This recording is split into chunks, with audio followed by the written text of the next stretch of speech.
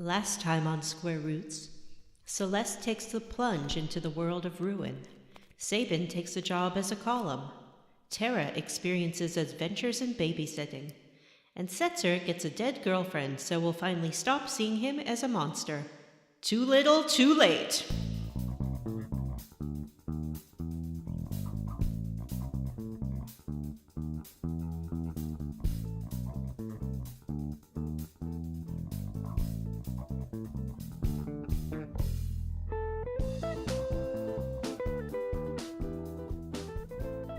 Hi, everybody, and welcome to Square Roots, the classic RPG podcast. I'm Vanessa, and I'm joined by my co-host, Matthew Van Zant. It's me, Matthew Van Zant. And that's it.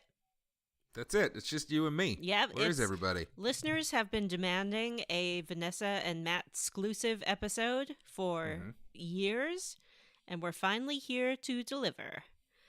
So this is going to be kind of like that Buffy episode that was just like 100% a musical, right? I think it's more like the Buffy episode that was 100% Xander.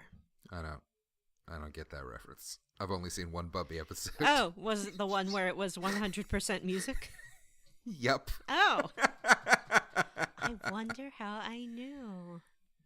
Anyway, John Brandon will be joining us shortly, and that's not a pun on his height, although he is a very eatsy little bear. And It's true. Jim Banks will not be joining us because he's in my hometown of Seattle, Washington, feasting on salmon and coffee. Ladies and gentlemen, get out your notebooks, write down. It's time for a Vanessa Watch. Oh, that We've just revealed a slipped new right bit of information regarding your favorite Vanessa. She is from Seattle, Washington. Ooh. Yeah, it's a great town. Good place to visit. Very smoky at the moment. I don't want to date this podcast too much, but lots of smoke. Very bad situation. Worse than Beijing as far as air quality goes. And Podcast. I'll go out on a date with you if you want. You and me, Potty. Aw. And yeah, that's the weather report from Seattle, Washington. And if you're out on the street and you see Jim Banks, give him a little horny grandma from us, your pals at Square Roots. Yeah. Just yell horny grandma at everyone you see on the street, and maybe one of them will be Jim, and he'll understand. Yeah, really, you can do that whether you're in Seattle or Texas or Kansas or Canada. Anywhere you think you may run into a square rooter, just scream out horny grandma. Somebody will get it. Yeah, eventually. The upwards of hundreds of listeners to this podcast must be out there somewhere. Hey, we've got listeners in the almost thousands. All right, so on this podcast, we play a classic RPG, one chunker at a time, and then talk about it, sort of like a book club, but for role-playing games. It's like a let's play for your ears, so you don't have to watch. Yeah. You just have to listen to us, dummies. Everyone's favorite. Speaking of, Oh, I have a confession to make. I'm ready. Last week, when we recorded our last episode, which I have not listened to yet, I was a little intoxicated. Oh. And I don't really remember what part of the game we talked about. Where did we actually stop last time? Last time we stopped at the acquisition of a new airship, which we looted from Daryl's tomb. Oh, that's right. We did Daryl's tomb. That was fun. Okay, so we have an airship. Yep. Who do we have in our party so far? So just to, in fact, give me just a moment, Vanessa, I'll recap. We have screwed up and let Kefka take over and destroy the world. Now we're in a place called the World of Ruin. And we are collecting all of our old friends. We've got to catch them all. Starting as Celeste. And we're going to catch them all so that we can go and defeat Kefka at the gym and become the #1 Final Fantasy trainer in the world. So we started with So- Celeste, which I like a lot. You know, the first act started with Terra, and now we're starting with Celeste. Good job, Final Fantasy VI, in giving your female protagonists things to do and their own agency. I know I've given Celeste a lot of guff in this series, but I do like Celeste a lot. She's pretty great. And she ran into Sabin, who was saving a child from a burning building. Sabin, whose Japanese name is Matthew. And we ran into Terra, but she would not come with us on an adventure. Oh, that's right. That's bum-tastic. We found Edgar, who was moonlighting as a thief. And Wasn't the only difference in his character model that his hair was slightly darker? his hair was slightly darker, and He went from blonde to dirty blonde. he proclaimed himself not to be Edgar several times, so I was 100% fooled. Turns out he was, in fact, Edgar. And Not gonna sit here and pretend like I'm shocked about that. Rounding up our little party of 4 is Setzer. Do you have to go get Setzer next, or was this just coincidence? I believe you have to because he gives you access to the airship, which then allows you to visit other places where our other friends might be hiding. And that's what we're going to do this time. Collect them all our friends. But first... And defeat Kefka? Well, maybe. But How are we stretching out? Real question. Yeah. How are we stretching out the end of this game into 2 episodes? This is like 3 hours of content. no, there's lots to do. And once we start talking about it, you'll see. Oh, yeah, I should pull up the show notes to refresh my memory. Usually I read them beforehand. Actually, before we do what we're going to do, I'm going to grab a drink, if that's okay. Okay, bye. Well, friends, now it's just me, Vanessa. And that means that now it's time for me to talk about something I really care about and have been putting off discussing with you, the listener. I'm, of course, talking about Bachelor in Paradise, the follow-up to The Bachelorette. All of us were shocked when Becca chose, who's his face? Garrett, because Garrett was terrible. But now some of her rejects are here in Welcome back to Square Roots. I was talking about video games. Did you start leveling up on your own? No. Good. That would have been a little weird. I'm just talking about my own life. Welcome to Square Roots, where Vanessa talks about herself. Alone into a microphone. Yeah. But then the podcast would just be what I do normally during the day. Narrating your own life into a microphone is what you normally do during the day? But I do it hip-hop style. Give me an example, please. Oh, sure.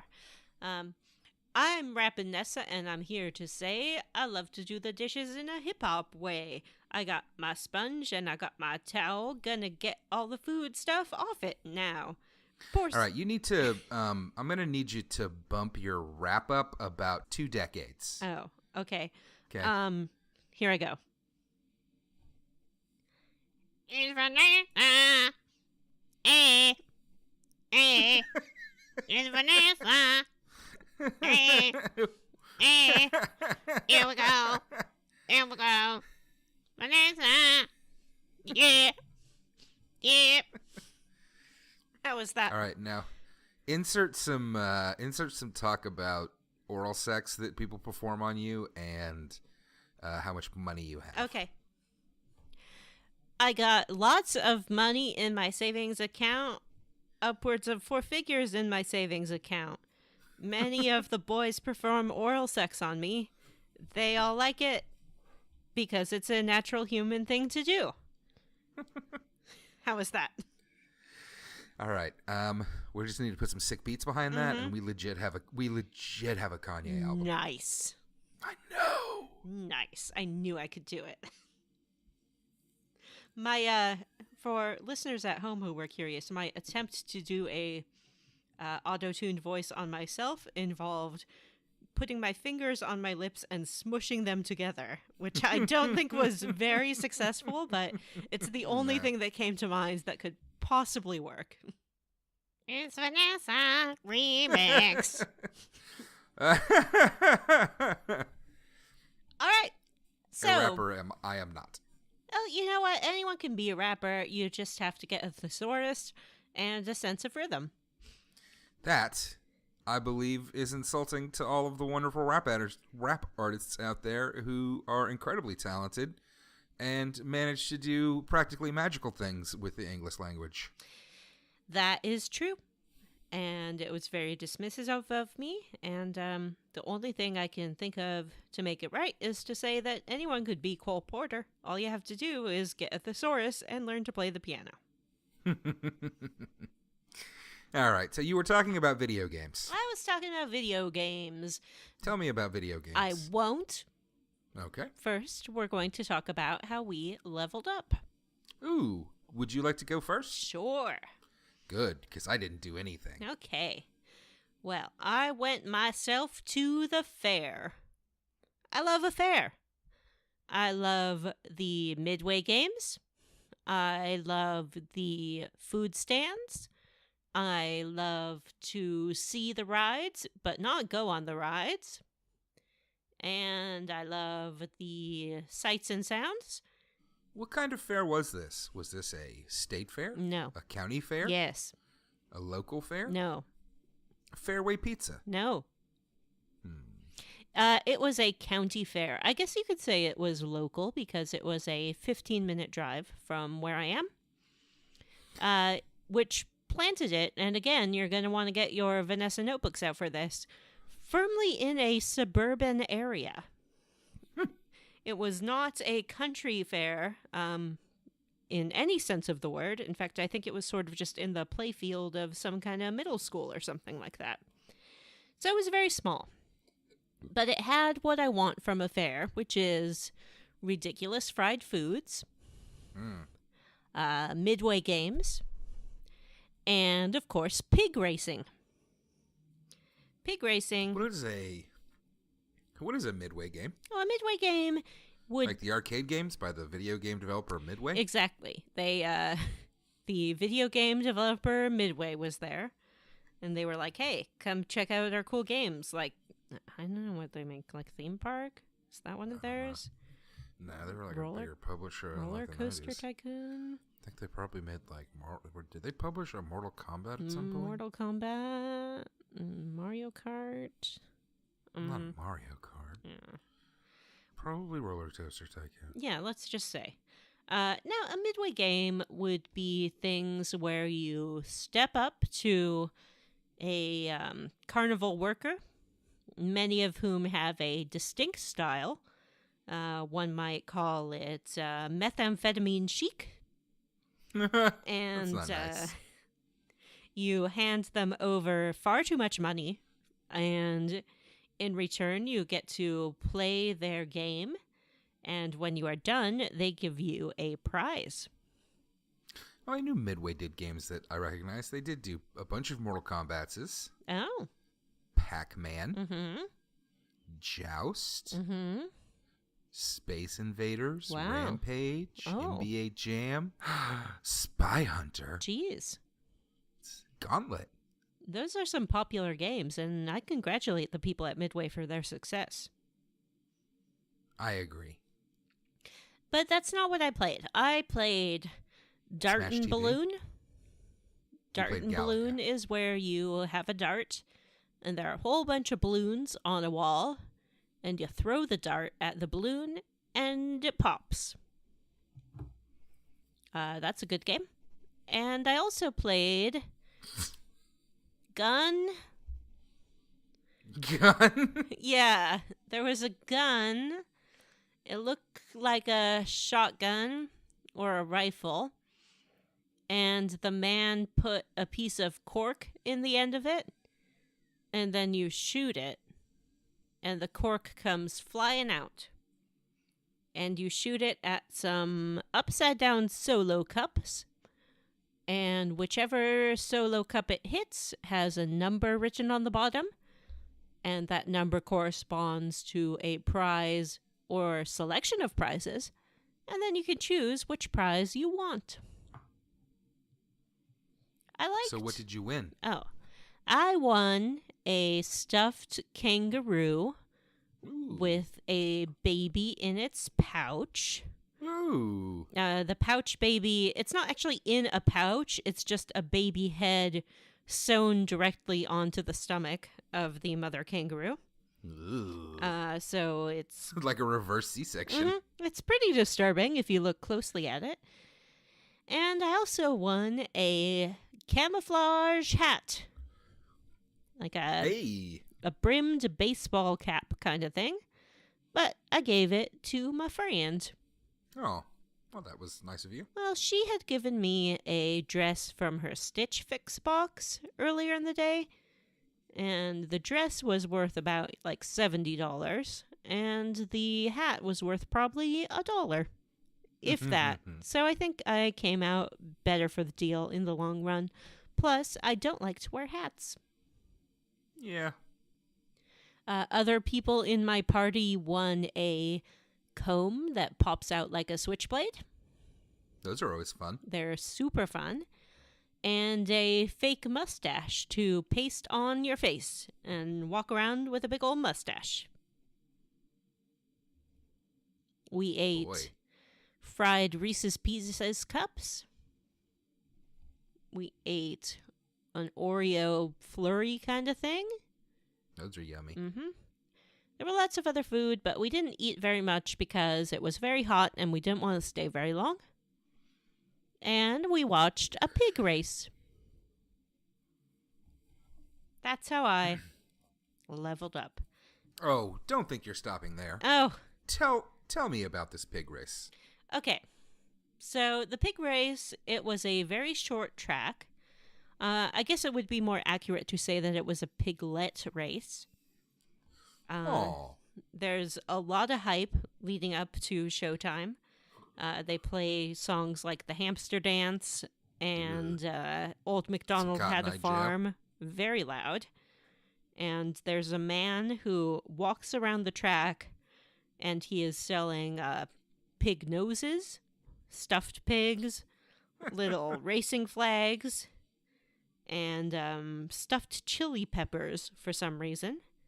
And you can purchase these for like $1 to $2 to cheer on your favorite pig. And then eventually the pigs come out. There are 4 of them. They each go into their own little starting cage. The cage flies open and out fly the pigs. They hustle themselves around the track while everyone cheers. And then they hustle themselves right back into the trailer they came out of. And that's a pig race. Let's say the pig race lasts 15 to 20 seconds. They're pretty fast, and it's a very short track, but they have multiple rounds featuring multiple different kinds of pigs. So first was pink little piggies, then were some pigs of other types of markings, like a brown pig with white spots and that kind of thing. And the last type of pig was goats. Ghost? Goats. Ghost pig? Goats. Ghost. I heard you. Jesus. Goats. You know. Blah. Blah. Yeah.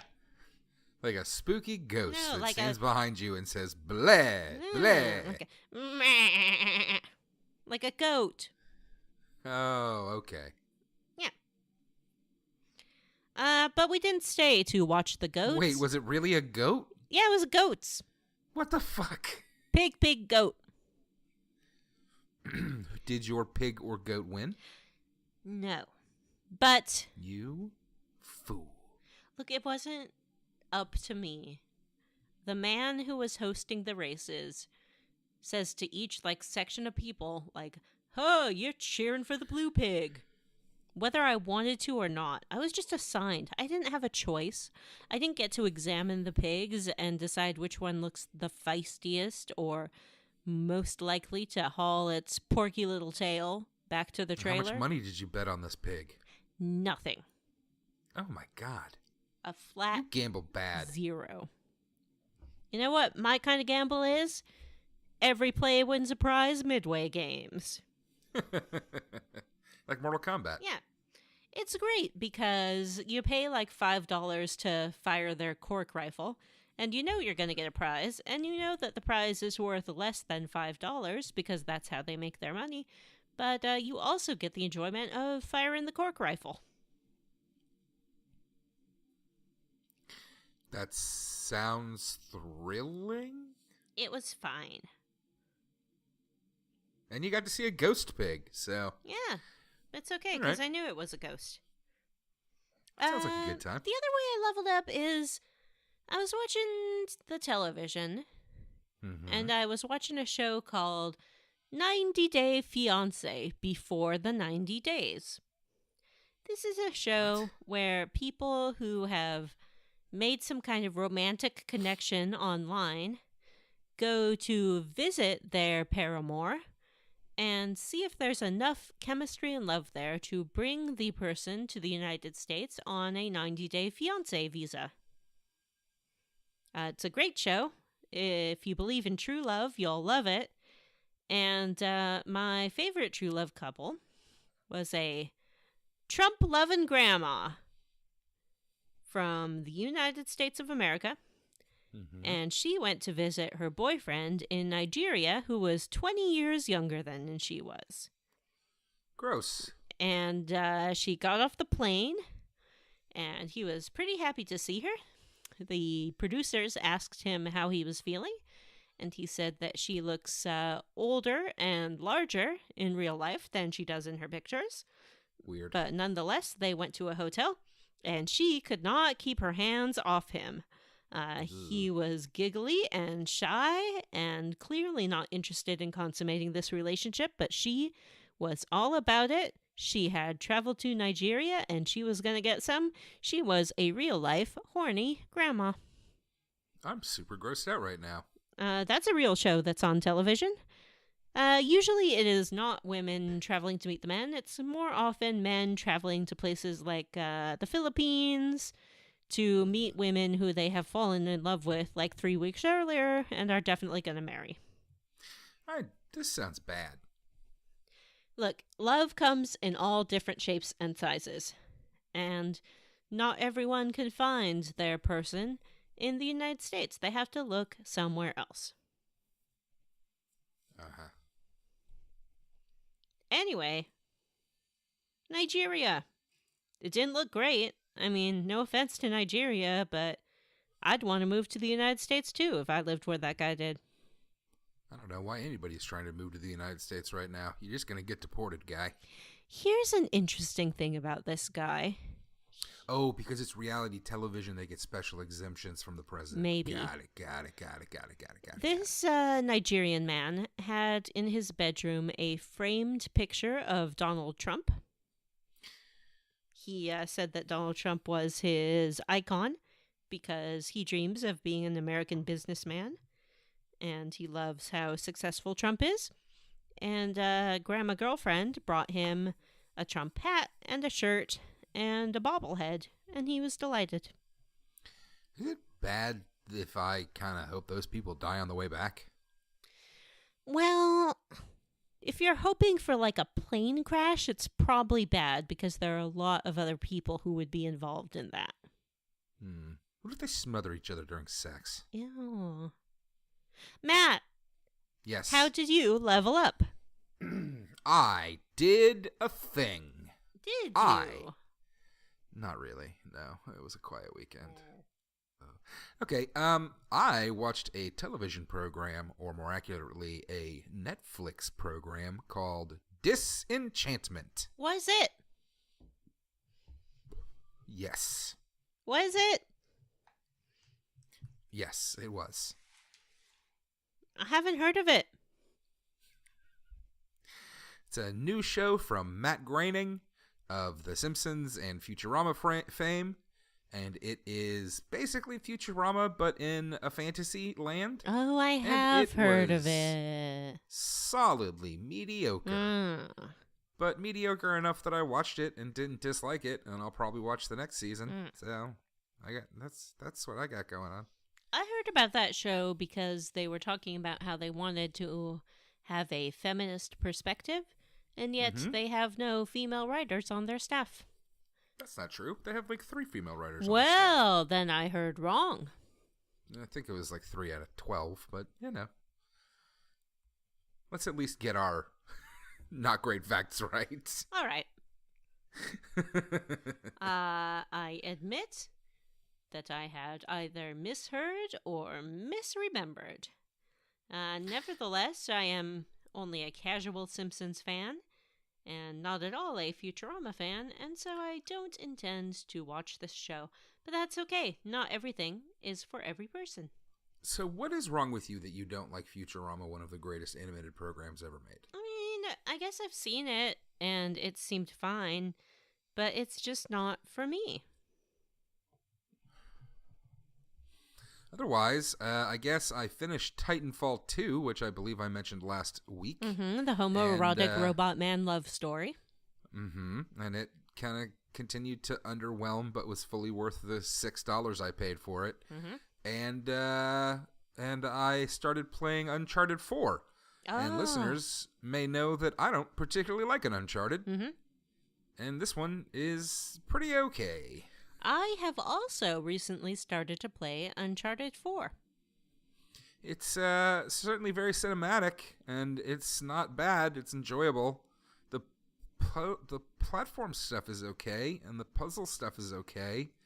The shooty stuff is, I mean, I don't know. It's not the worst, necessarily. It's not the worst. It certainly works. It's just not exciting. It's not exciting. It's just kind of there as a way to break up other parts of the game, and I could do without. I prefer stealth, and it does, at least theoretically, have the option to take all these guards and whatnot out stealthily, but I find it very difficult to do so, because there are so many of them in one space. Yeah, that doesn't make a lot of sense. They seem to put about 7,000 of them right in front of you in a corridor, and then tell you to shoot them all. So anyway, it's okay. I'll probably keep playing it. Good. I'm still mostly just super hooked on playing PlayerUnknown's Battlegrounds, which is a terrible game that I can't stop playing, and I hate. It's also known as PUBG. PUBG. I still haven't won a match since my first win like 8 months ago, and I'm playing with a friend now. We play duos all the time, and he like legit hates the game and like rants at me about it, and it's kind of annoying because I'm like, all right, man, like we don't have to play this. But he like wants to play all the time because he's obsessed with winning, which is fine, I guess, but it puts me in an awkward position. But I feel like I'm getting close. I get into the top 5 a lot, and, you know. Doesn't it make you feel bad when you're playing against other real people and you shoots them, ruining their fun? No. In fact, we were playing the other day, and I said, I've been thinking about it, and I don't think my goal is to win anymore, because I don't think I can win this game. I think I won once, and I don't think it's going to happen. My new game is called Send 'em Back to the Loading Screen. All I want to do is drop in and get a gun and ruin somebody's game. That's all I want to do. Oh, it would be so sad. Well, anyway, that's it for me. And I guess now I'll ask John how he leveled up. I leveled up by missing the bus, and now I was late. And I'm sorry, I had to work late. It was just the worst day at work. But I've been leveling up by watching Deep Space Nine, and I've been trying to get through it for the past 2 years, and I finally got to season 6, and I gotta say, the show actually gets good at season 6. The first 5 seasons were kind of a struggle. I've thought about watching it so many times, and you are not convincing me to give it a lot. chance. Well, what do you feel about boring moral dilemmas, or blah blah blah Bajor? Because that's like the first 4 seasons. I don't know what a Bajor is. Okay, Ensign Rowe, Mm-hmm. hot babe. It's her planet. Oh yeah. And there's Kira Nerys, also a hot babe. It's a planet of hot babes who are always wrinkling their noses like a little bunny. And they have cool earrings. Mm-hmm.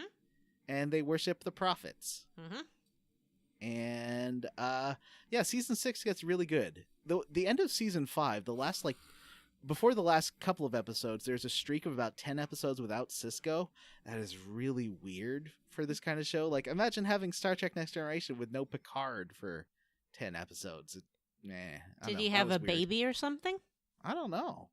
But now that Cisco's back and they're like Cardassians have taken over Deep Space Nine and there's a Dominion The War. Kardashians took over Deep Space Nine. I know. There's Ugh. Chloe. Uh-huh. And Good one. Kim. Kim. Okay. Keep going. And I think the other one's name is Shane? just Cash. Who's the girl who's a billionaire now? Kim. Is that Kim? No, it's the little Kardashian? one. It's the youngest one. She's Yeah. 19. Anyway, Little Kipper Kardashian. so they've taken over the station, and Kipper. and it's great. And the show gets really good after that. But I made a faux pas on the Greatest Generation Facebook group because I posted a picture of this middle management guy who abducted Quark's mom in an episode called The Magnificent Ferengi. I was like, this is the greatest character actor / villain I've seen on Star Trek, because he's just like this bored guy who doesn't really want to deal with the Ferengi and just wants to get his job done. He's a Vorta, the guys with like the weird wrinkly ears. Mm-hmm. And they're all genetically cloned. And it turned, so I posted his picture and put on the group that he's my favorite, and then everyone wrote back, that's Iggy Pop, and I didn't know. And then they made fun of me for not knowing, and I was about to write, well, the only video I remember Iggy Pop from was for Last Dance with Mary Jane. And I didn't write that because I had to go to work. I'm glad I didn't, because I realized, like, after I got to work, that was Tom Petty. Yeah. My Iggy Pop recognizing skills are very low. Well, Why would anybody expect anybody to just recognize Iggy Pop? I don't know. He's wearing tons of makeup, too. I'm Googling him right now to see if I would recognize Look him. up Iggy Pop Vorta. It's like- you have to look forward to in season 6, episode 19, In the Pale do kinda Moonlight, recognize my him. very favorite Deep Space Nine episode. It might be my He's favorite like- Star Trek episode of all I've time. never seen it. I haven't seen all. He of looks like slightly older Anthony Kiedis. oh, but without long hair. No, he's got long hair. As the Vorta. Okay, I don't know why anybody would expect you to recognize him in that makeup. That's ridiculous. Come Yeah. on. Real Trekkies know the names of everyone who played anyone. I watched like the first 4 seasons of Deep Space Nine back when I was a teenager, but then I started dating, so I was like, no more time for this crap, and stopped watching Star Trek. And Oh, look at John. I dated. well, you were We married. get it, John. You have a life. Oh, not really. Anyway, so that was my level up. Let's move on to the quest mog. Hey, Julian Schmeek. Bashir is pretty Smog. dreamy. Mog. Kupo, Kupo. Kupo, Kupo, Kupo. Mog. Last time, we got ourselves a brand new ride.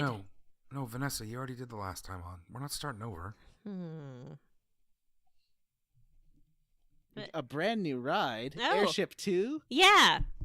Thanks, John. We got it out of somebody's tomb. Was there a name for this airship? There was. What is it? That's a good question, John. The Daryl Yeah, it's called the Daryl. or Daryl? It's called the Drill.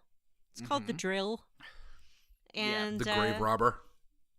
we take off in our new airship, and Celeste spots a carrier pigeon and freaks the fuck out. And she's like, follow that bird. I remember that movie. I loved it when I was It's a a kid. great movie. Remember when Big Bird tries to eat the plastic display food? No.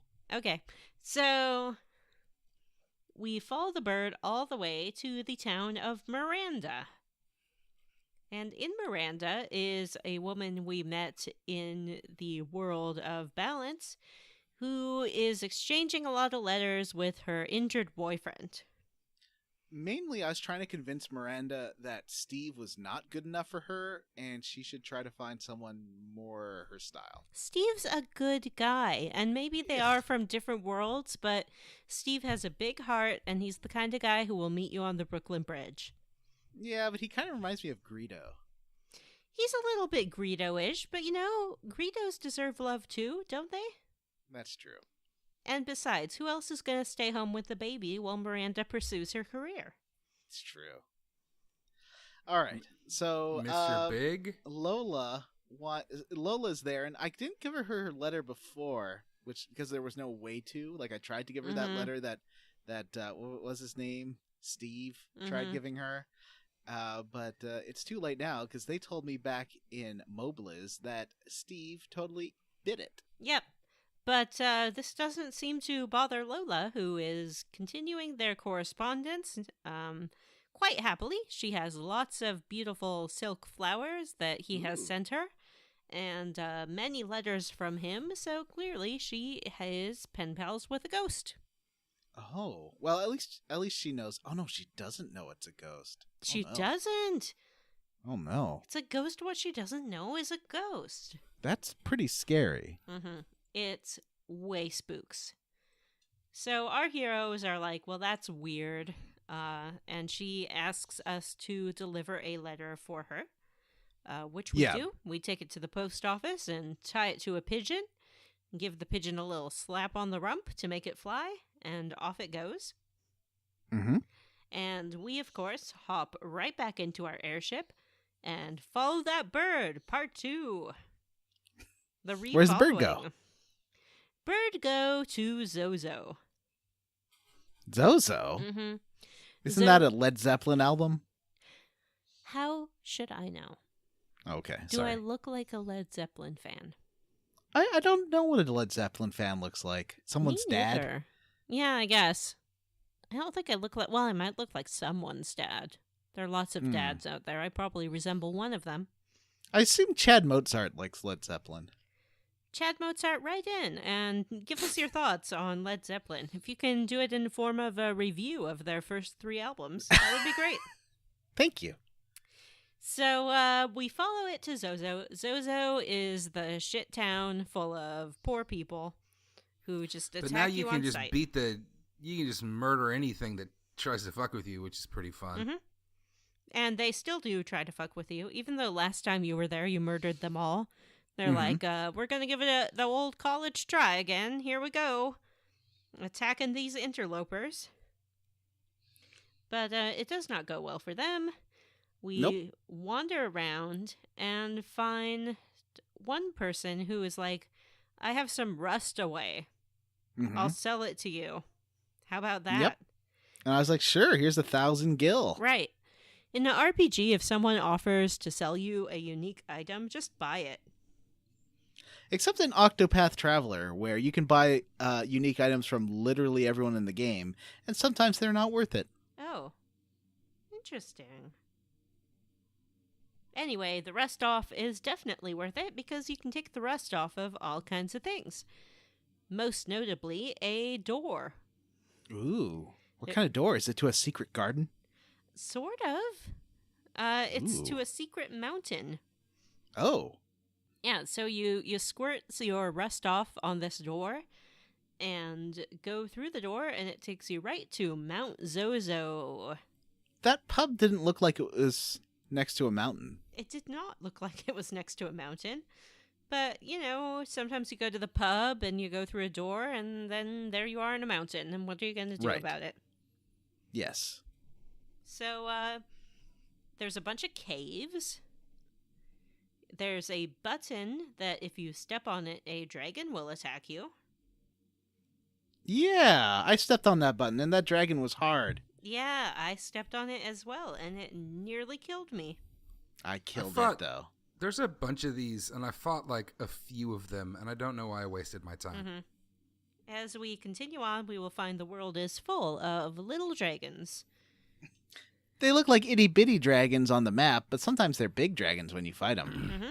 And they're Sometimes all they're- real tough. Sometimes they're bitty, though, like the Mhm. ice dragon. Yeah. But we'll get there. Yeah, this one, it sort of flies around and looks to be about the size of a bat, but it's not.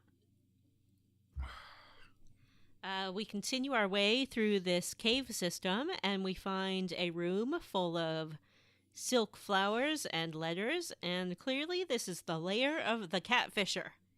Mm-hmm. Someone has been catfishing poor Lola, pretending to be her dead boyfriend, and we go outside to this little ledge. Do you remember that she was a showgirl, but that was several years ago when she used to have a show? Mm-hmm. But now it's a disco, but not for Lola. Oh. Still in the dress she used to wear, faded feathers in her hair. I mean, she sits there so refined and drinks herself half blind. Because she lost her youth, she lost her Tony, and now she's lost her mind. Who invited William Shatner on this podcast? Speaking of, the Catfisher sounds like the worst Batman villain. You thought these Batman. letters were from Catwoman, but it's from me, the Catfisher. I'll meet you Tuesday at the cafe. So Celeste recognizes the handwriting, too. She's like, I know that handwriting. Mm-hmm. Mm-hmm. And they go out to a little ledge to confront the Catfisher, MTV's Catfished style. Mm-hmm. And it's Cyan. Ooh, a middle-aged man with a mustache. Yep. Yep. Just what you'd expect. Yep. And he offers a... Single middle-aged man with a mustache. Yeah, he's no widowed. less. That's true. Mhm. Yep. Single, childless, middle-aged man with a mustache. Yep. Just catfishing young women. Mm-hmm. And he offers a sort of anemic explanation for it. He's like, I was sad when my wife died, and she'd be sad to know her boyfriend died, so I'm just going to pretend to be him for the rest of my life. It's not great. Oh, it sounds like the beginning of a nice romantic comedy. No, it sounds like the beginning of a romantic comedy with a very poor message for young women. Sounds like the beginning of a romantic comedy of errors. Yes. But he also says that he was just about to give it up entirely because he's realized it was wrong. I like the sprite animation of him trying to clear up all the flowers and letters. Mm-hmm. Because he is surprised to see them, so he runs around his room trying to tidy up and hide the hundreds of silk flowers that he has made by hand. Well, But there's no silk. This is his mother's basement. Where's all the bolts of silk? Where is he getting this from? I guess he has made all of the silk into flowers at this point, which is perhaps why he realized it's time to give up the ghost. I guess he had a lot of, he had a year. He could have collected all these silkworms and, grown it himself. He probably did. And they're very beautiful. He's apparently very skilled at this craft. But he's ready to give it up. Isn't it weird that we wear clothes made out of worm cum? Absolutely. We Okay. also wear clothes made out of other animals' skin. Mm-hmm. It's true. And I feel more comfortable with that.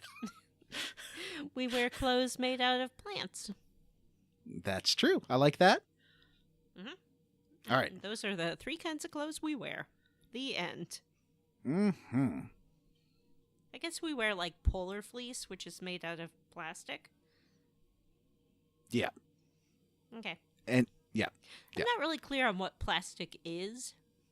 I know it's like chemicals. Petrochemical. It's oil-based.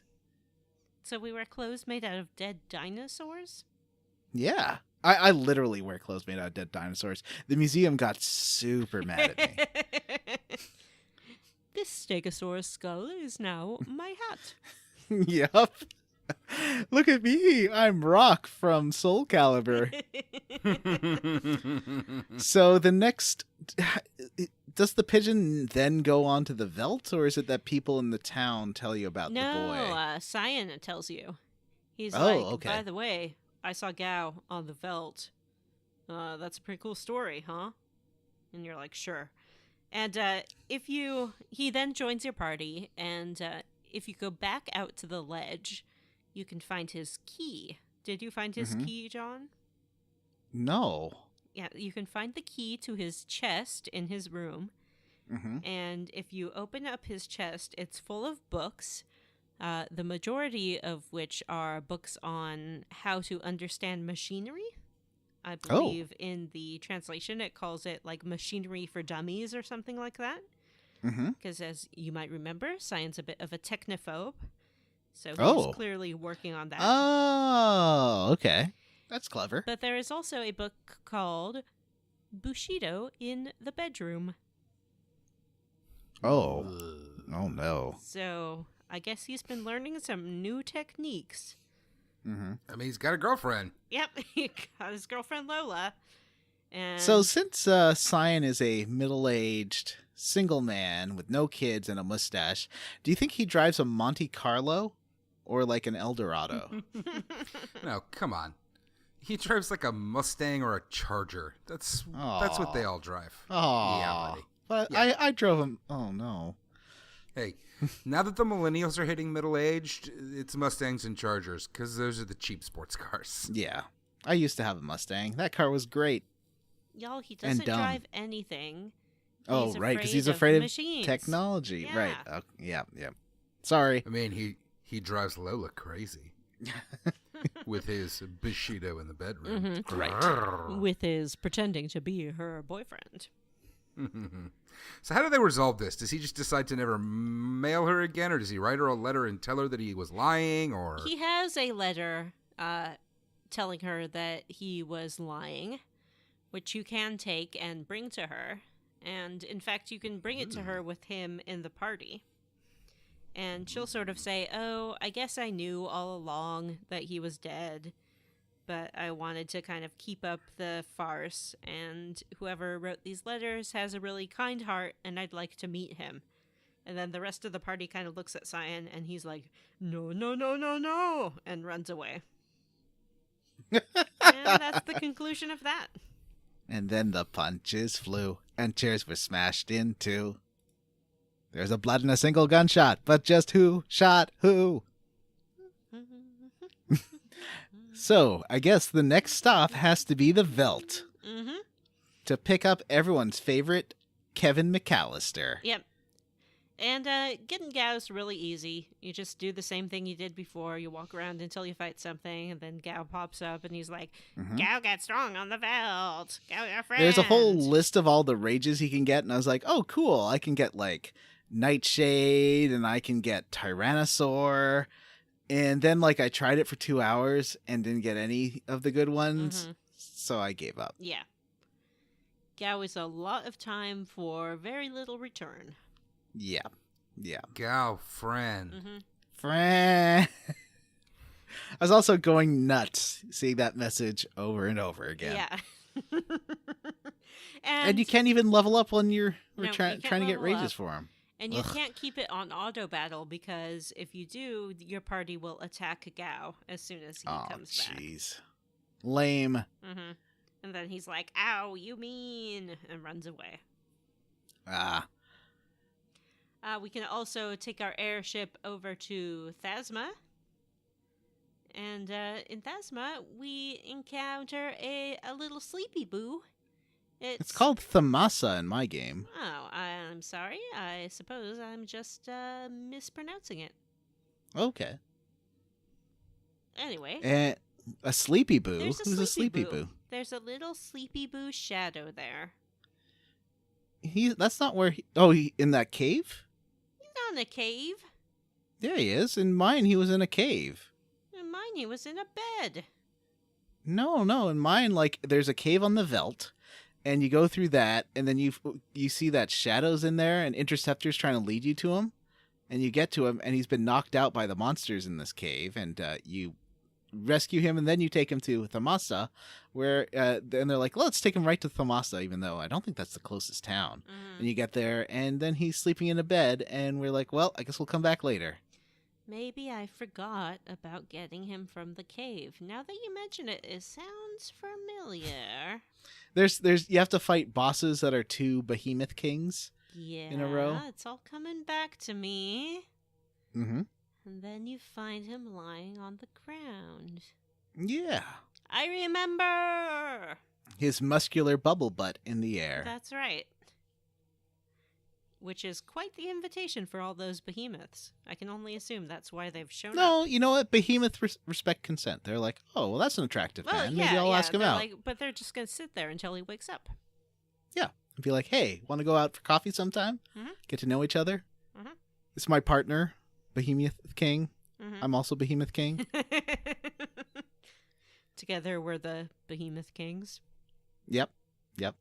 Anyway, there is a good place for brunch around the Masa. Mm-hmm. So that's where you go. He won't wake up. You can sort of wander around the town, talk to some people. And if you go back to check on Shadow, turns out he woke up and he left. Yeah, that was the most annoying part. Yeah.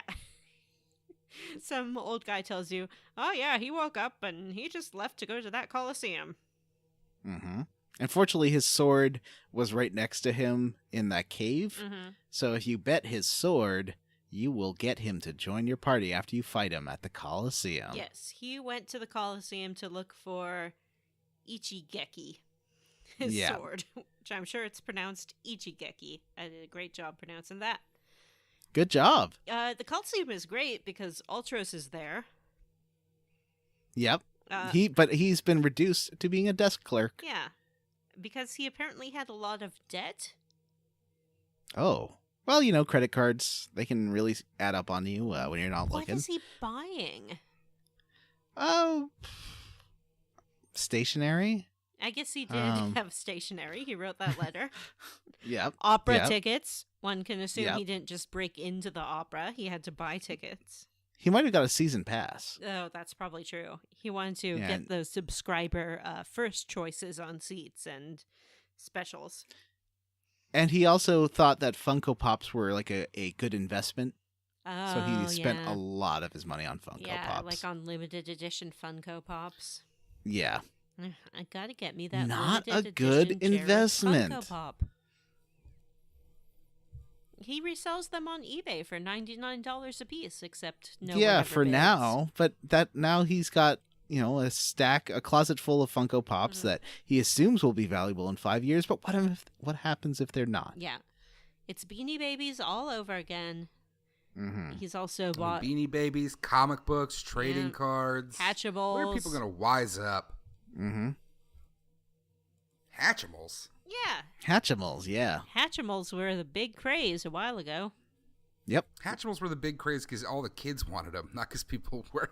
Yeah, but people were buying them. On them. People were buying them up and then selling them on eBay because they're jerks. Yes. I read a very sad story about a woman who spent thousands on them, and then eBay was like, you can't bulk sale these Hatchables. You can only sell like 5 a week. And she was like, this is bullshit. I spent all my money on Hatchables. It is very hard to feel sorry for her and Ultros. It really is. Although I feel more sorry for Ultros. Rip off all the parents in the country. Mm-hmm. Matt, you ever get your kid one of them? Go fuck yourself. My kids went without Hatchimals that year. Do they have them now? Yeah, they were around the next year. Do they like them? Not that great. They just hatch and then they played with them like once and then never gave a shit about them again. Ah, jeez. Well, the whole joy Tell is you what, the to best see it gift I ever hatch, bought for right? my kids were, I don't know. It doesn't hatch. It's just a thing in an egg. Like, you just take it out. It doesn't do it on its own. They just, like, break the egg. The end. I thought it did it on its own. I thought you rubbed the bottom of the egg and then it would peck its way out of the egg. You lied. Or they lied to you, Vanessa. No. They're not electronic. They're just fucking stuffed animals. What? So once again, did anyone venture to try the Coliseum? I went and got Shadow and was like, Yeah, I looked at the other rewards and I was like, that doesn't seem worth it. Yeah, I bet a couple of other things, but if you don't bet something like valuable and fancy, then what's his name? Chuffin comes along and snorts you away. I think if you don't have like 130 hours, don't bother with it. Yeah. But you can collect Shadow. He's like, yeah, I came here when I woke up for some stupid reason. Mm-hmm. I rejoin you now. You have my sword. So the weird thing was, I was like, oh, okay, now that I've done that, I should go rest at this inn before I go to... I wanted to go to Daryl's tomb and get that egg you told me about. Mm-hmm. And I went to the bed, and... Oh, actually, the first time was when you put him to bed, because he was a sleepy baby in Thamasa, you got a little flashback to his past. Yeah, he starts having dreams. Mm-hmm.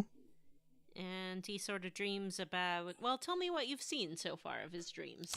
So far, and we'll spoil all of it, and that's fine. All right. So the first two I've seen. The first one was in Thamasa, and he was going to have to leave his daughter, and he was because he was going off to be a mercenary. I don't remember why he was leaving, but then he left. Money or something? I don't know. And then the second one was just this guy bugging him about not being a badass, I think. And that's about it. That's as far as I got. Yeah. So his dream visions sort of follow his relationship with his pal, the badass. Matt, did you see Shadow's dreams when you stayed in inns and whatnot? I think I saw a couple, but I wasn't going out of my way. I didn't have them in my party that often, nor do I stay at inns that often. Because you can buy tents for pretty cheap and have 1 million of them and never have to go to an inn again.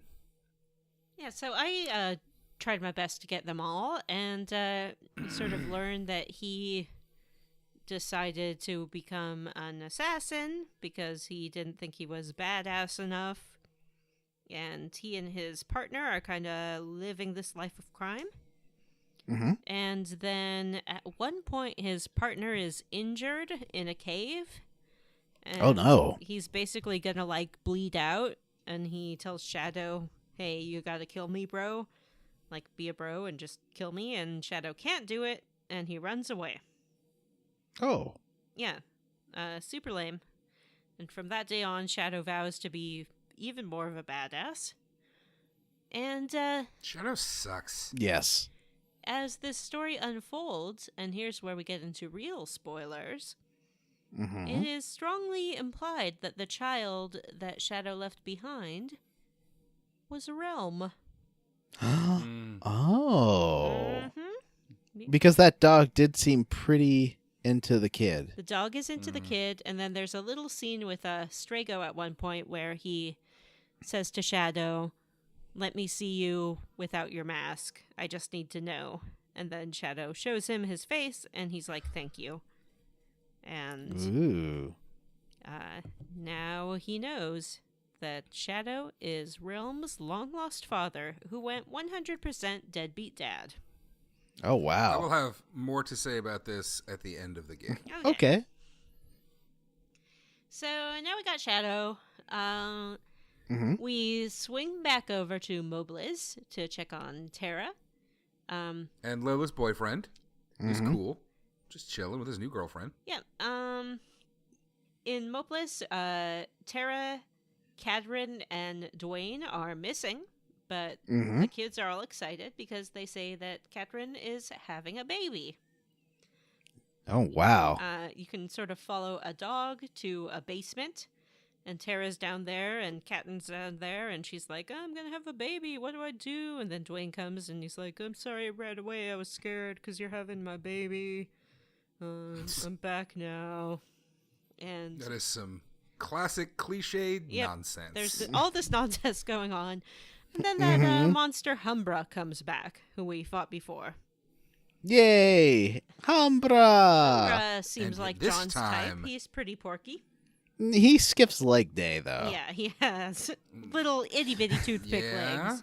Yeah, sorry. He really likes to blow you, though. He does. We fight him. He blows some of the party away. Yeah, he does. And it's okay because Terra jumps in. And she has gone Super Saiyan again. Oh, my. She beats him down real fast. And then she's like, guess what?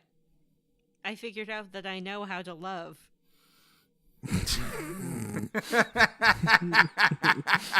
And I know. Like, she's like, this weird feeling I've been feeling. It's love. Mm-hmm. And you're like, She's like, I love these kids, but if I don't fight, Kefka's gonna shoot them with his laser. Mm-hmm. So I guess I better go fight, because now I know how to love. That's Also, what we were I'm super telling you the sad. whole time, Tara. She didn't know she knew how to love. Oh. But now she knows. The kids are going to stay with Dwayne and Katrin because they are old enough to make a baby. So they are old enough to babysit. Yay. Is that how that works? Yep. We can head over to Jador, which is the town. Oh, I like this one. I like this it a one lot was really too. fun. It's the town that has the auction house. Jador seems fine. Like, they have not suffered that much under this new world. They're still doing their auctions and having a great old time. Mm-hmm. It's because the rich don't get, they don't suffer the same That's consequences right. as The regular poor people. always suffer first and worst. Mm-hmm. Mm-hmm. Rich. We go to that Eat the big rich. mansion in the back of Eat the town, rich. and it's super dark.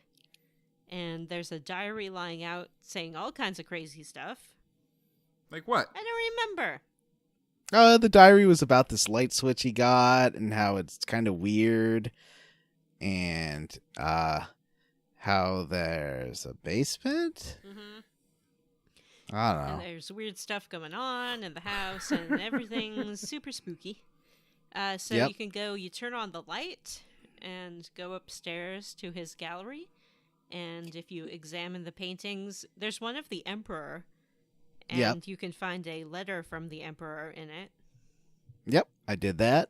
What's it say? And then there's, I didn't know what to do with it. Oh.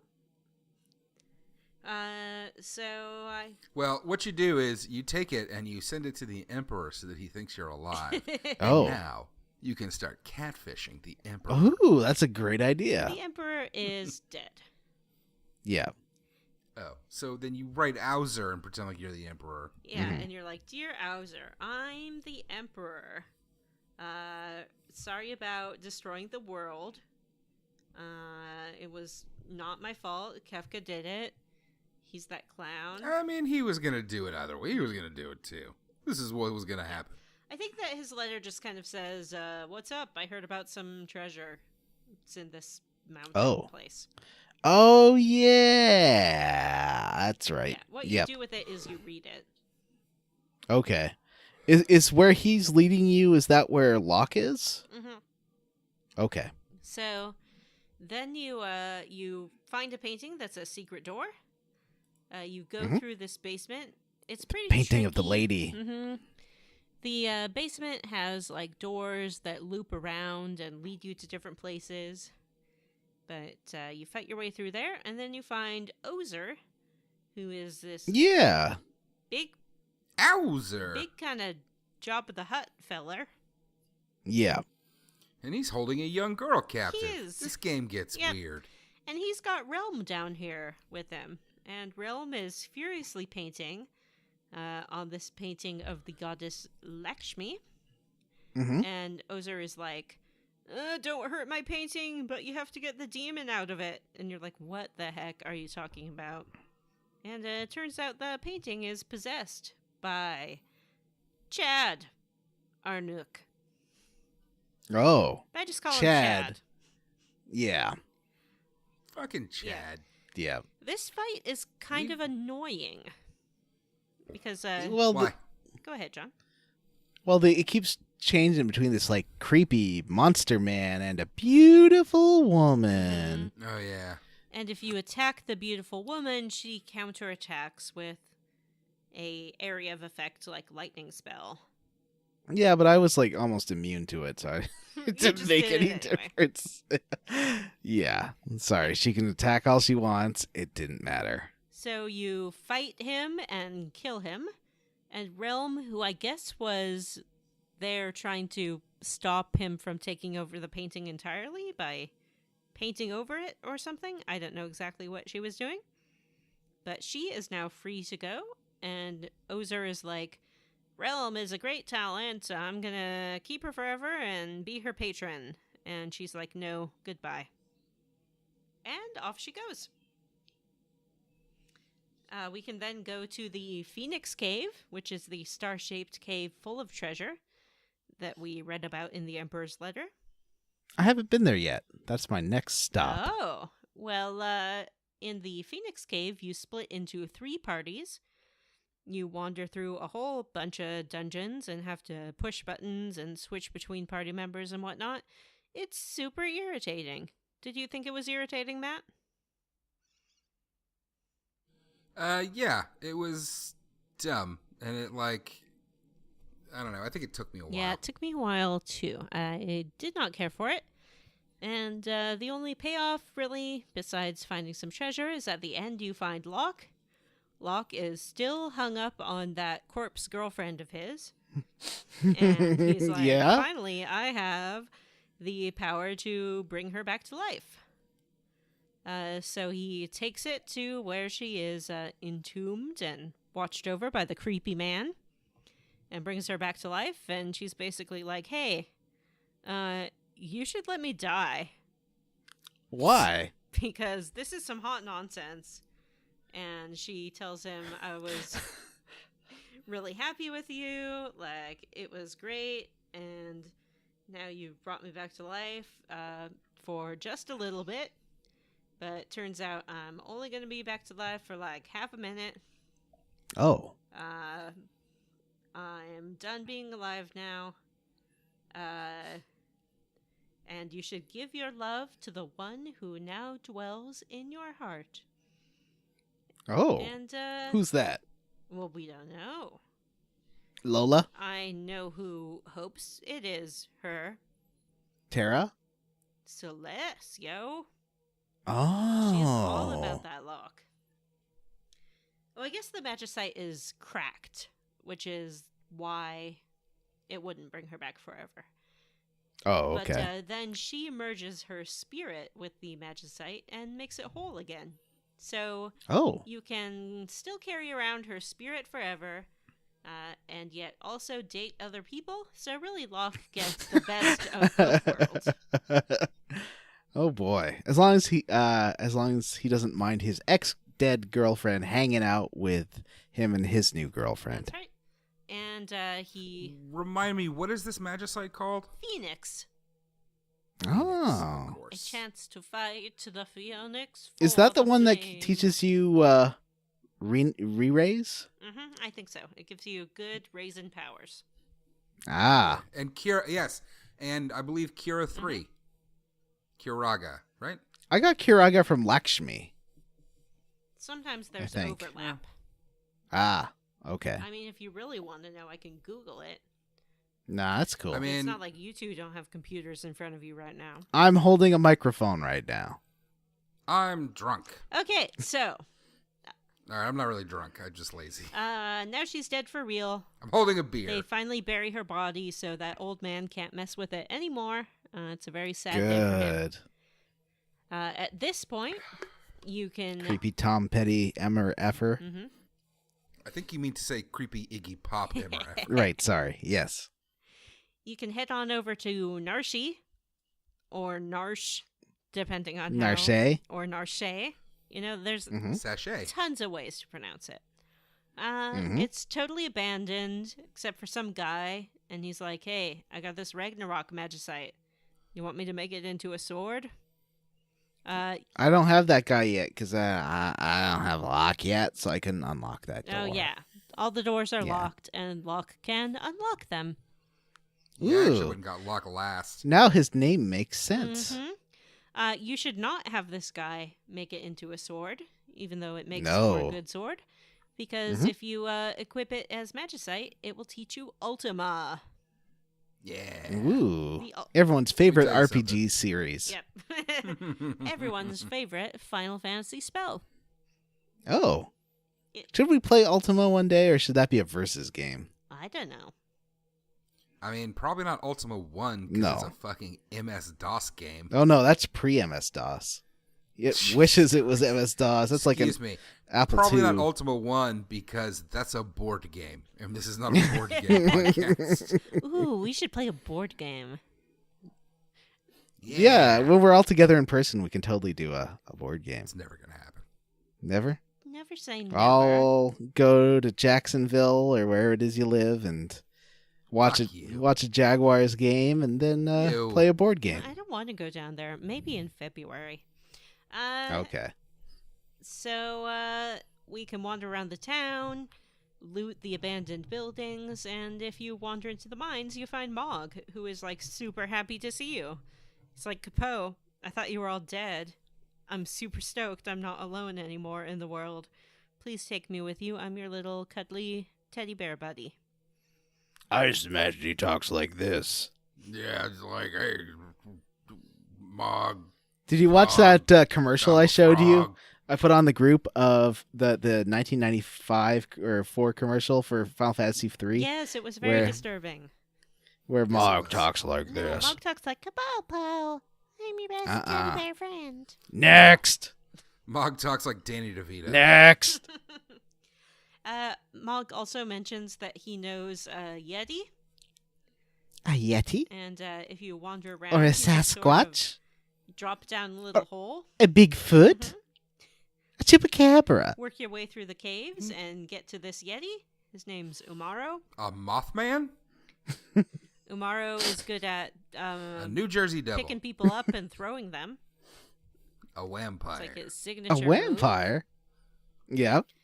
Umaro sucks. Does it? And you cannot control him in battle. No, all he does is Jonathan, like freak out. do not fucking bother. Aw, but Umaro. He's a very handsome Yeti. He has a big, broad chest. Ooh, that sounds like my type. Mm-hmm. I could date a Yeti. And he's not controllable because he's always in a rage. Sometimes I forget you're a furry. Which one I'd of say us I'm are you adjacent. talking to? Cut that out. Pull out your little notebooks for Vanessa Watch, ladies and gentlemen. Oh, no. People already cast aspersions on me because I post a picture of my cat like every day on my Facebook. I'm sorry. Jesus Christ, you really do. I'm just giving the people the content they want. Cats aren't cute. Ugh. They're cats. Cats are adorable. So cute and handsome. Anyway, so let's marry a Yeti. Yeah, so and Yeti, his move is to pick up one of your party members and throw them at the enemy. Mm-hmm. It's pretty great. Yep. And there's some kind of band that you can equip on him that makes him like extra berserky. Oh, wow. And full of rage. And then everybody seems to have an item that really... Yeah. There is. Yeah, everyone has something. But it uses a slot. Complements their skill set. I tried using control and it kind of sucked. Oh, the realm control? one. Yeah. It's better than paint. Yeah. It's not great. How dare you? I'm sorry. I like her as a magician, though. You don't even know what it's called. She is my favorite Final Fantasy character of all time. Everyone knows this. Never heard of her. She's fine. Like, I like using her. I just never use Sketch. Like, it just might as well not be there. She has an awesome hat, so I don't know what you guys are complaining about. She does have an awesome hat. And our very last stop on our collect 'em all journey is the Cultist Tower. This tower is full of Kefka cultists who think that Kefka is just the bee's knees. Mm-hmm. And you get there, and they're all marching in a line, and they're all wearing the same robes, except for Strago, who is one of them. And he is marching in a line, and he's like, Kefka is great. Oh, I love Kefka. And if you have Relm in your party, she's just like, hey, what the fuck, old man? Snap out of it. And she slaps him. And then he's no longer brainwashed by the cult, because that's how deprogramming works. Something about Strago reminds me of like an older Gowan, which I realize is a reference that only Canadians born in the 1970s or earlier will get. But he really does remind me of like an old Gowan. I didn't know what that is. That's okay. So, after you get him, if you want to, you can climb the tower. There's some thieves around the base of it talking about all the great stuff that's in the tower. But they say that they can't go get it because you can only use magic in the tower.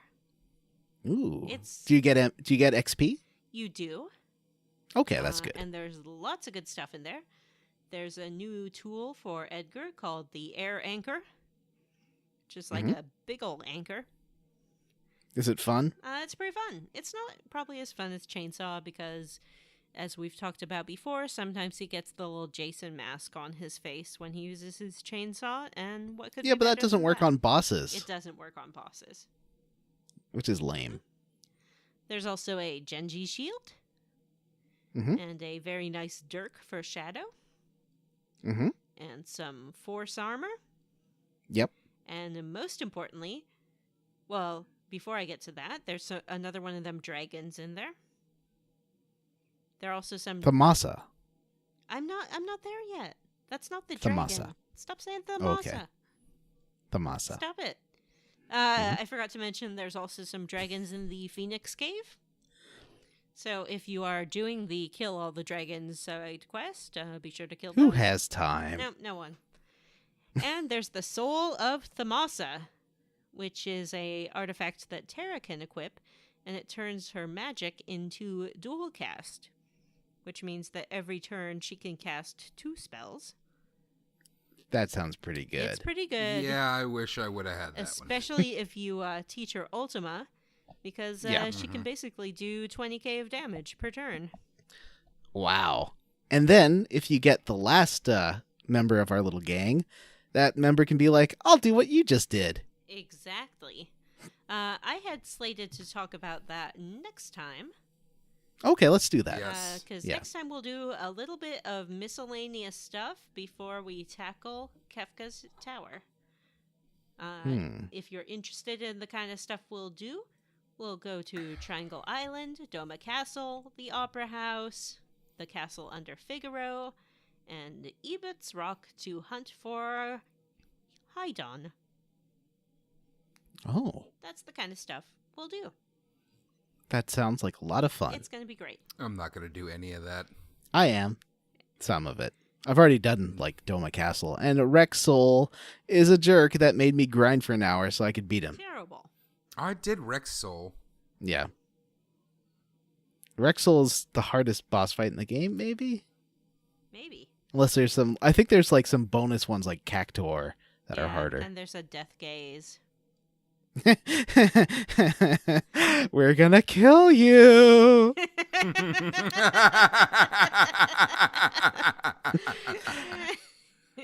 Next time on Square Roots, Death Gaze. Jesus, John, that's offensive. I am the only one allowed to make this joke on this podcast. No, it's true. Sorry. Still feeling pretty offended. Well, too bad. So, that's our game. Bullshit minigame corner.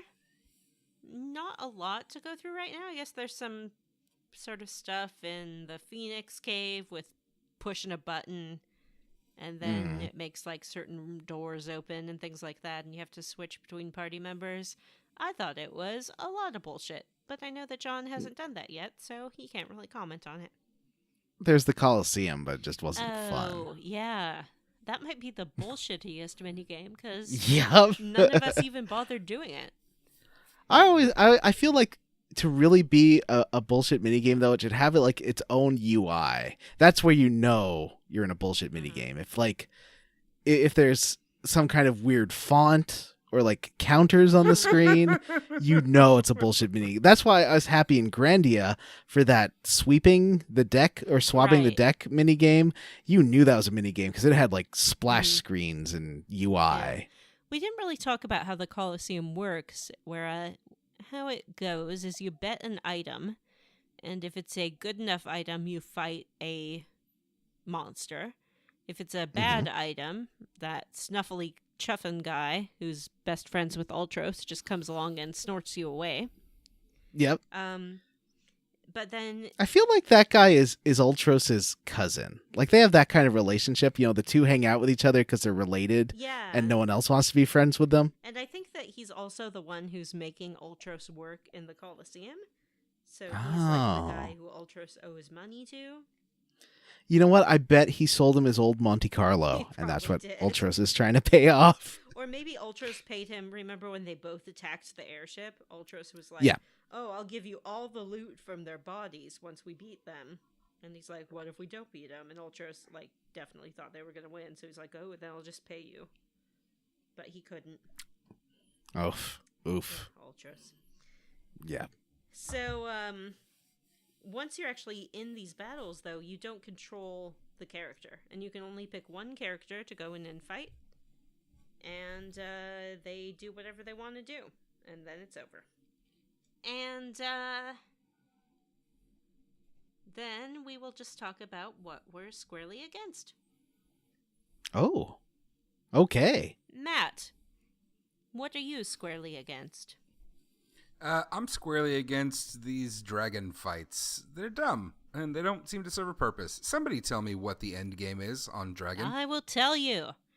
If you defeat all of the 8 dragons, after you have finished the game, you are taken back to an earlier save, and at that point, you can go to the special dragon cave and fight even more harder dragons. Oh, boy. What? That's the answer. Do you get something out of this?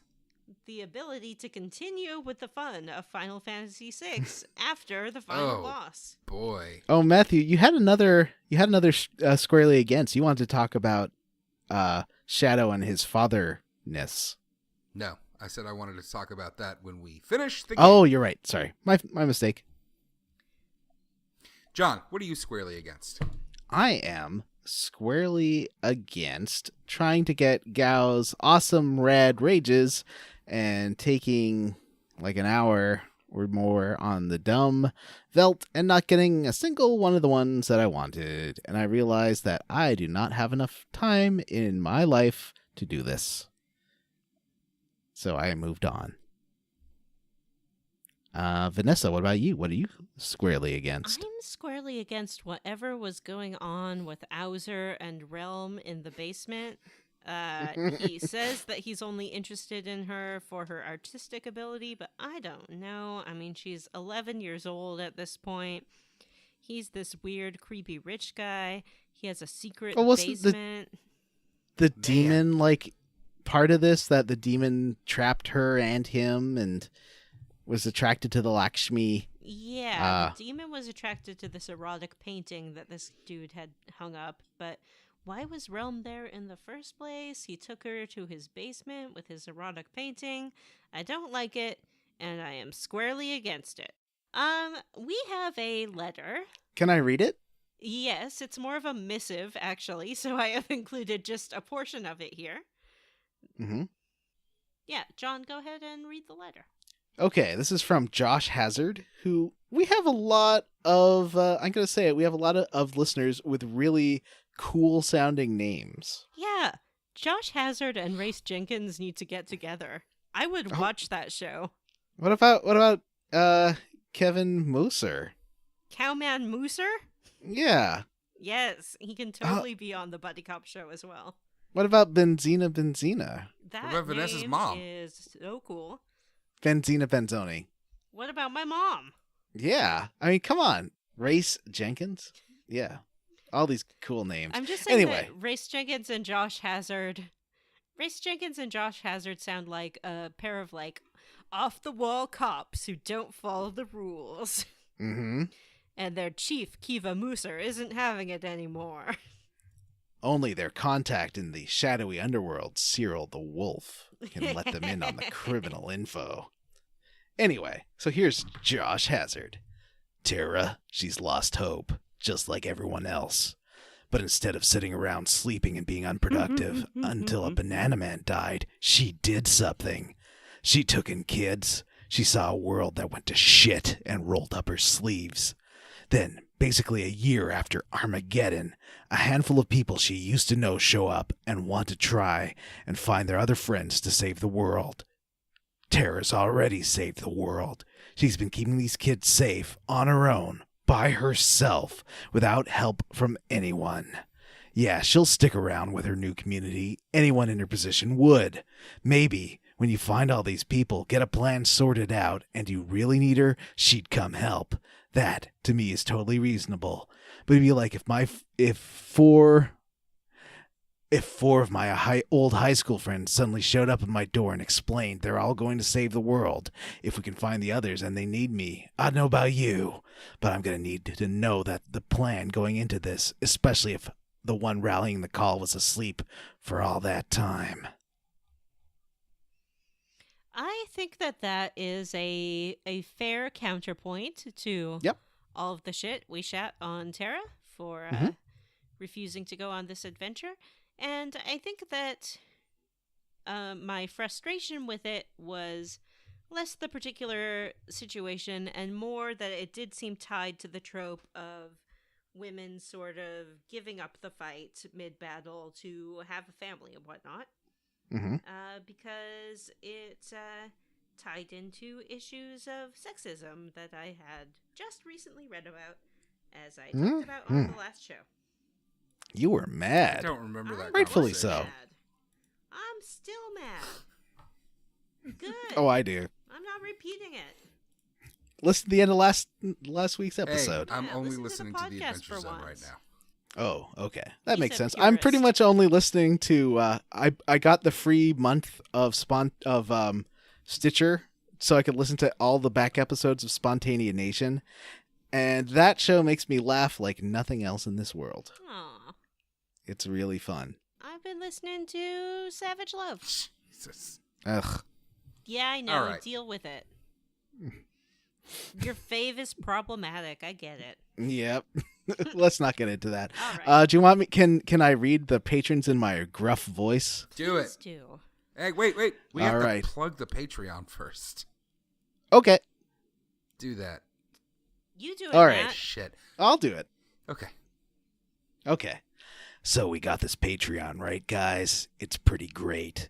This Patreon gives you access to all these amazing podcasts like our Level Up podcast, or our Versus podcast, or our Instant Classic podcast, depending on how much you're giving to us. I think was it $3? Yes. $3 you get Level Up? No. Is that it? $3 you get. Oh, no, sorry. At $3 tier, you get our monthly, bi-monthly Instant Classic or Square Roots Versus, depending on what month it is. And at $5, you get that and the Level Up podcast, which is a bi-weekly podcast. And at the $8 tier, you get to vote on nonsense that we do for this show. We're going to put up a poll actually this coming weekend, so get ready for that. You're going to be choosing what game we play out of the Gold Box D&D series. Yeah. All right. Oh, are we? I didn't know about that. No one tells me anything. John just kind of we talked about. John just kind of arbitrarily decides what we're gonna do. No, actually, you decided that during an episode, during the Sailor Moon I think I episode. suggested I was like, okay. it. I was like, yeah, that's fine. We'll Sounds do like that. fun. But you can buy them on Good Old Games, so you know they're legal. Nice. Anyway, here are our patrons. James Hostetler. Listeners, if you want to, you could check our Patreon out at patreon.com/Square Roots Podcast. David Green, Julian Titus, David Pascal, Kind of an Nathan important piece of Poirot, information. Important, very important. John kind of Randy skipped Pierce, over Benzina in Banzoni, his rush Megan to Sullivan, do this, Jonathan Ellsworth, which is Dylan Rice, also Sam Harrison, part of the Devin Sloan, deal. Danny You Lucas, get to Cody have Schwerin, your name James read Blatt, out Greg Bailey, on the show. Race Jenkins, While Joseph A. Rogers, Rob Schubert, a.k.a. Chad Try Mozart, to Stu Skeel, Xavier Krieger, plug David Shook, Patreon. Matthew Jorgensen, Anyway, Jorgie. Kiva you Moser, want to check that Sam out. Mitchell, Andrew Wayand, Brian Stone, Patreon.com Aaron Bachman, /Square Roots. Robert M. Pullen, Podcast. Stan, Tracy Tanoff, Josh Anderson, Robert T., Ross Hartley, Tyler Petty, Brody Toy, Justin Heim, Bree Girth, Meredith Anderson, Yoko Metal Ono. Gear, Brian Pitt, Ward Childress, Patrick Coover, Patrick W. Bears, Wonder Swan, Miguel Torres, Press the Action Button, Resty Kamada, Tom, Lynn Setchell, Justin Benoit, Vanessa's Mom, CQC, Cameron Show, Jonathan Ellsworth, Ashley W., Jake Dickerson, and Cyril the Wolf. We should do a Mad Libs with all their names one time. That'd be great. That'll be a special bonus patron-only episode. All right, do the ending. Send us an email. You know our email address. It's squarerootspodcast@gmail.com. If you absolutely cannot be bothered to send an email, please come see us at our Facebook group, the Square Roots Podcast Group for smart, cool, really attractive people. We're on it all the time. And you can tweet at us at Square Roots Pod. I've been doing a good job on the Twitter for the past few days. Can I keep it up? Probably not. Oh. Our intro music for the series is the One Ups cover of Terra's theme. Check out their work at the One Ups, that's all one word, TheOneups.com. Our outro music is a jazz cover of Shadow's theme by Lord Biff Music. Check out Lord Biff's Patreon and YouTube as Lord Biff Music. All one word, LORDBIF Music. Links to both artists in the show notes. How do you spell music, Vanessa? MUSIC. Oh. Hey, please rate, review, and subscribe on iTunes or wherever you listen to podcasts. If you screenshot your review and post it in the Facebook group or Twitter, I'll tell you how you leveled up. That's our show. For Square Roots, I'm Jim Banks, and I'm smelly. I'm Matthew Van Zant. I'm Johnny. and I'm Vanessa. Bye. Snake. Oh, no, I'm right here, Otacon. Sorry. Step 5.